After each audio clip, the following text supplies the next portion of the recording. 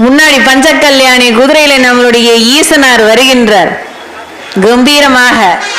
அத்தனை குதிரையும் அவர் பேச்சுக்கு கட்டுப்பட்டு நடைபெற்று கொண்டிருக்கின்றது, எந்த குதிரைக்காரனும் இல்லாம. ஒரே ஒருத்தர் தான். அந்த குதிரையினுடைய அணிவகுப்பை அரசன் முன்பு நிகழ்த்தி விட்டு செல்லும் பொழுது அரசன் மனமகிழ்ந்து ஒரு ரத்தன சால்வையை கொடுக்குறான். இந்த வச்சுக்கோன்ட்டு அந்த குதிரைக்காரன் வாங்கினானா, அதை தன்னுடைய சாட்டையில சொடுக்கி எடுத்து விட்டு குதிரை மேல போட்டு போயிட்டான். எரியிற கொல்லில எண்ணெய் ஊத்துறதுங்கிறது இதுதான். ஏற்கனவே மாணிக்க வாசகரை தூக்கி சிறைச்சாலையில வச்சாச்சு.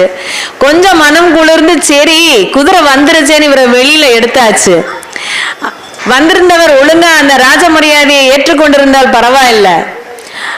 ஆனா அதையும் சொடுக்கி விட்டு போயிட்டா என்ன அர்த்தம்? டே பயலே, நீ யாருன்னு தெரியாம என்கிட்ட